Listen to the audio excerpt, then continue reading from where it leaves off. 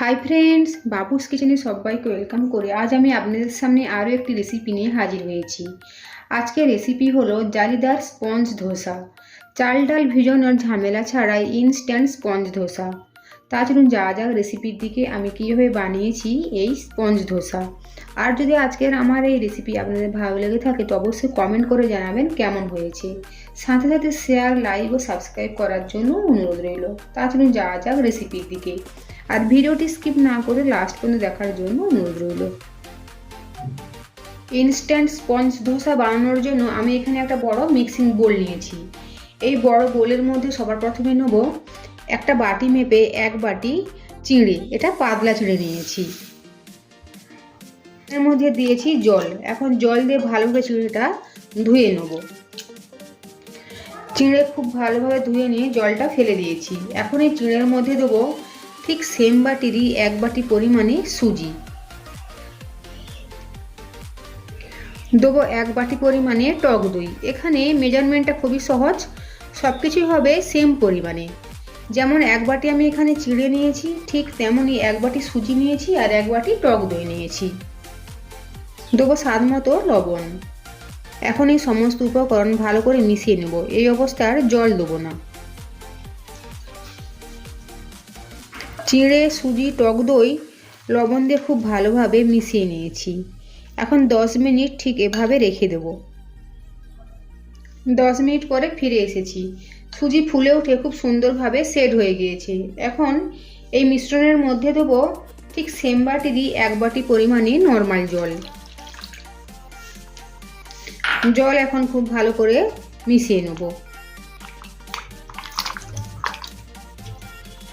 এখন এই সুজির মিশ্রণ একটা বড় মিক্সিং গ্রাইন্ডারের মধ্যে নিয়ে নেব। একটা ফাইন পেস্ট বানিয়ে নেব। দেখুন একদম ফাইন করে বেটে নিয়েছি।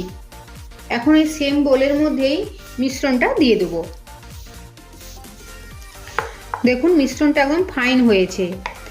এটা একটু বেশি ঘন হয়ে গিয়েছে, এর মধ্যে দেবো অল্প পরিমাণে জল। খেয়াল রাখতে হবে ব্যাটার যেন একদম ঘনও না হয়ে যায়, একদম পাতলাও না হয়। দেখুন ব্যাটারের ঘনত্ব ঠিক এভাবে হয়েছে। এখন এই ব্যাটারের মধ্যে দেবো 1/2 চামচ বেকিং সোডা। যেহেতু এটা ইনস্ট্যান্ট ধোসা তাই বেকিং সোডা বা ইনো ব্যবহার করতে হবে। এখন একই ডাইরেকশানে কিছুক্ষণ সময় নিয়ে মিশিয়ে নেব।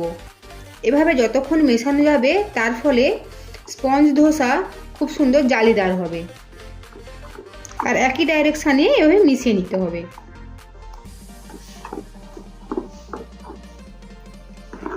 প্রায় 3 মিনিট সময় নিয়ে মিশ্রণ ভালোভাবে মিশিয়ে নিয়েছি। এখন যাব নেক্সট স্টেপে।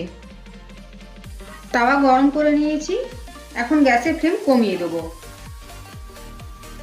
আর এই তাওয়ার মধ্যে দেবো ব্যাটার।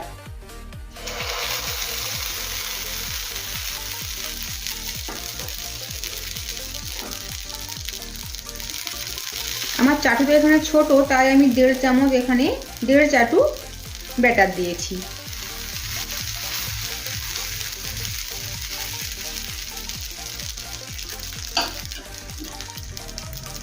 দেখুন কিভাবে জালি জালি তৈরি হয়েছে।